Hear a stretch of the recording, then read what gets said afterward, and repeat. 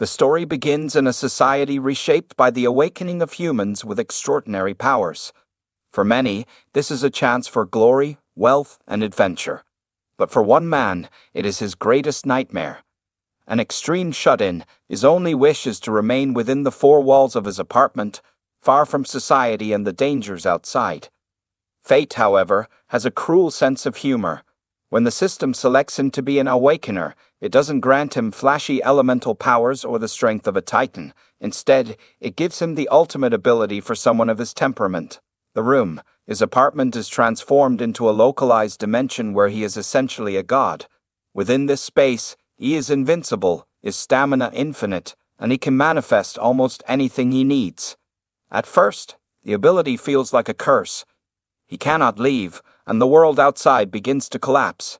Monsters flood the streets, and humanity is thrown into chaos. Yet, as the creatures approach his building, they don't find a helpless victim. They find a man who, though terrified of the outside world, possesses absolute authority within his domain. He fortifies walls, summons weapons, and commands the space around him. What was once a prison becomes a fortress.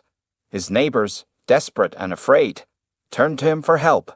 Though reluctant, he arms them. From the comfort of his couch, he becomes the strategist and ruler of his domain. Every monster that approaches is met with traps, coordinated strikes, and overwhelming force. But his power has limits.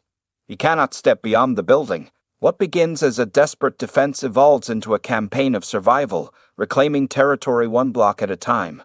He navigates the apocalypse through a lens of extreme social anxiety and specialized apartment-bound skills, proving that sometimes the strongest person in the world isn't the one leading the charge, it's the one who refuses to leave his room. This is the journey of a man forced to balance overwhelming, broken power with his desperate need for solitude. He isn't fighting for humanity's sake, but as the threats grow larger, he begins to realize that to protect his small world, he might eventually have to step out into the big one.